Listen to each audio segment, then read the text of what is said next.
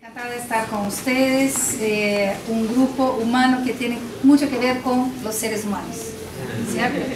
Y hoy día la invitación es para que ustedes entren a un mundo apasionante, que es el mundo en que el ser humano se conoce a sí mismo, conoce al órgano que le hace ser quien es. Desde hace muchos años, tengo más o menos 26 años estudiando el cerebro humano. En los últimos años vengo participando con un equipo multidisciplinario y a nivel internacional de especialistas que con diferentes estrategias y en diferentes momentos en los últimos años estamos empujando, estamos fomentando una nueva rama de la neurociencia que se llama neurociencia educacional. ¿Quién ya tuvo alguna cercanía con neurociencia, ha leído algo de neurociencia, ha estudiado con nosotros en cerebro, neuroeducación?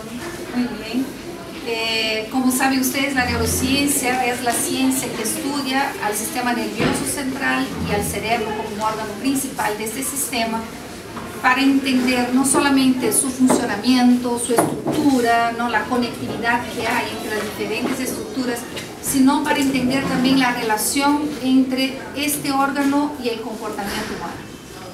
Entonces es una ciencia que no solamente ha impactado en el campo clínico, porque uno de los primeros objetivos de la neurociencia hace muchos años atrás era entender las enfermedades de fondo neurológico.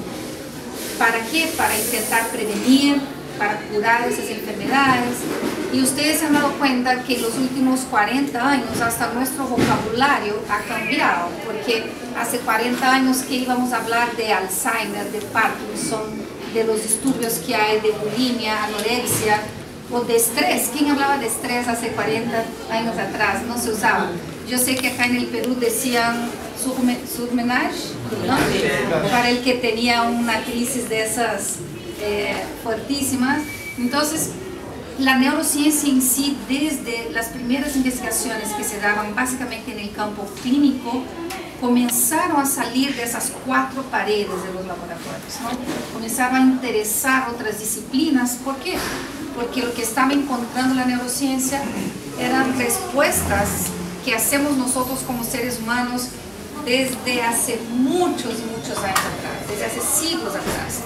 Y este conocimiento, como saben ustedes, por la vital importancia, se tiene que compartir. Y entonces sucedieron muchas cosas en los últimos 30 años que nos han llevado a un grupo fuerte de especialistas, de investigadores, a traer un poco, como decimos en Brasil, la sardina para nuestra lata. ¿Me entienden o no? Traer ese atún para nuestra lata, que es, veamos qué hay dentro de la neurociencia que puede importar e interesar de una manera significativa al campo educativo. Entonces, en esas poquísimas 2 horas voy a intentar compartir con ustedes algunos de esos conocimientos, de esos aportes que tenemos ahorita para el campo educativo. Y en el caso de ustedes que no están directamente con los educadores y están en una dirección que de alguna forma influye en el comportamiento de todos los que están dentro del sistema, la relación que establecen ustedes con los demás, entender, por ejemplo, cómo funciona la cognición social, qué es la cognición social, cómo funciona mi cerebro emocional para que yo pueda en una relación interpersonal lidiar con el otro, ¿no? Que yo pueda no influir en el otro para cambiarlo, sino inspirar al otro para cambiarlo. Entonces, esta es la invitación, que ustedes puedan ir haciendo una traducción simultánea hacia su área, no hacia su especialidad, todos esos aportes que estamos construyendo dentro de neurociencia educacional.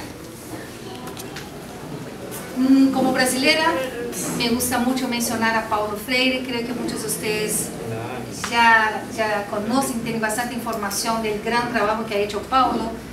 Y una de las cosas que Paulo ha hecho de una forma muy notoria en su vida fue salir de su estatus y ofrecer con todo su ser, con toda su sabiduría, a la mejora del sistema educativo brasileño y a partir de ahí ha impactado en otros sistemas.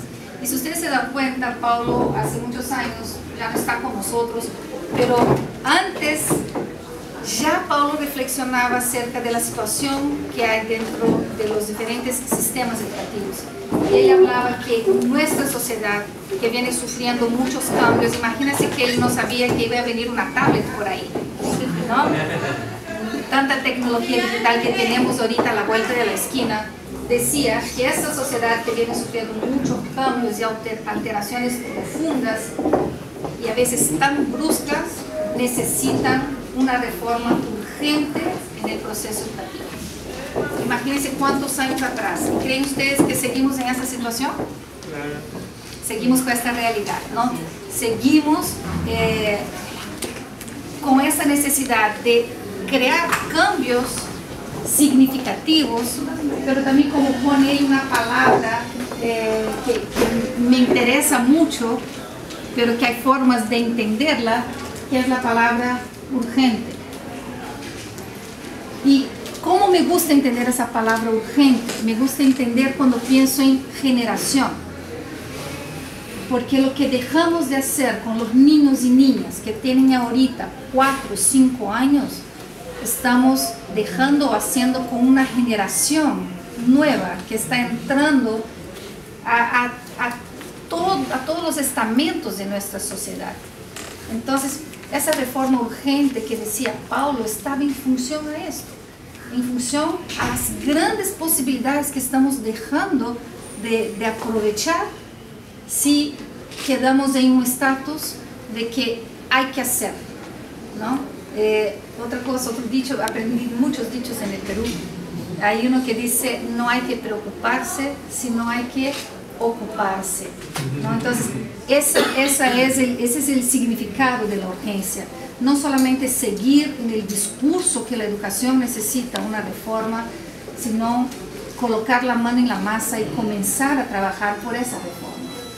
Pero cuando hablamos de esa reforma, hablamos de factores esenciales para transformar la educación.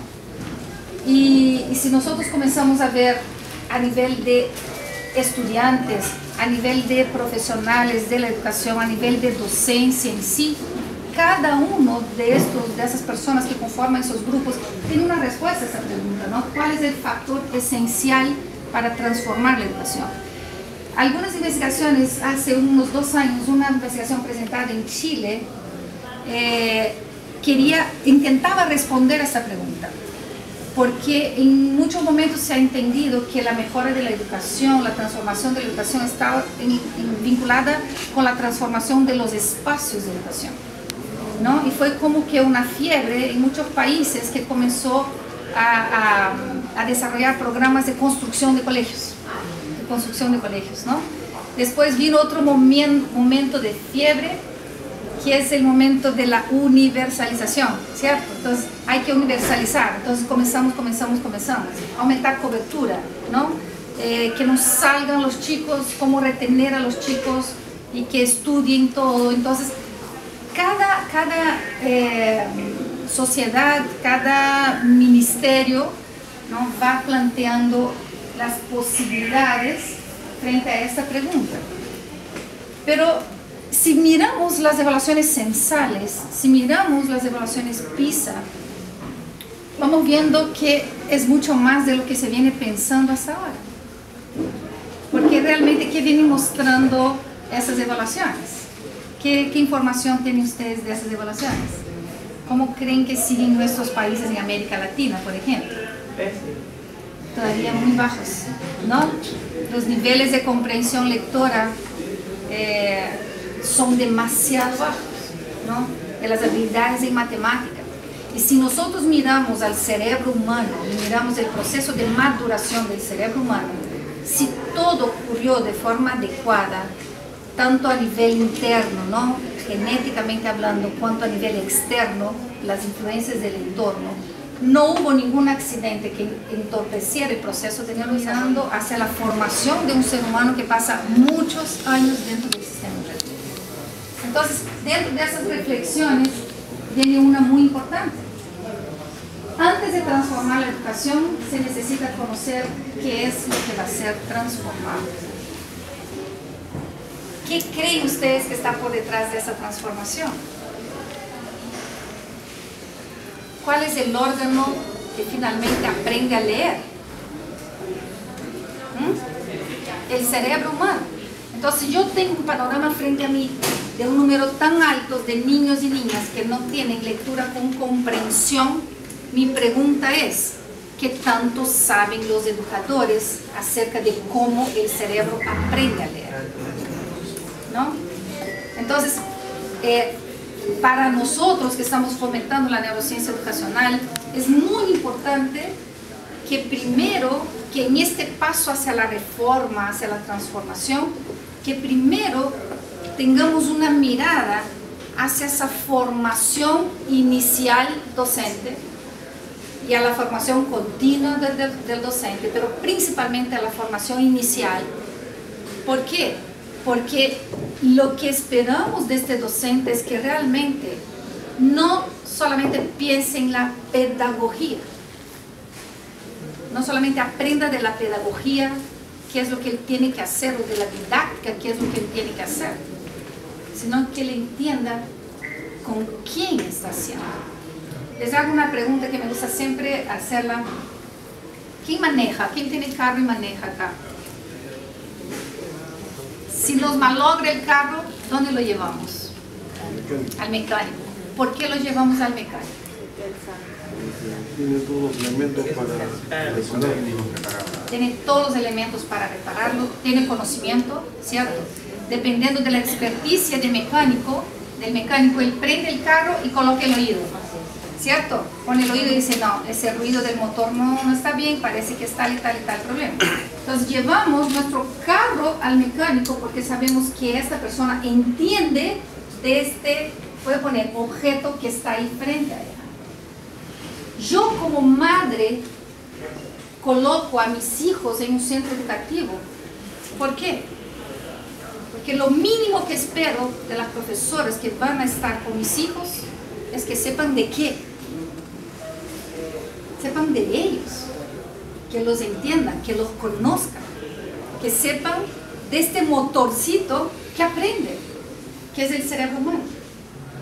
Y si ustedes se dan cuenta, increíblemente a nivel de profesión, los docentes son los que menos saben acerca del principal objetivo de su profesión, que es el cerebro que aprende.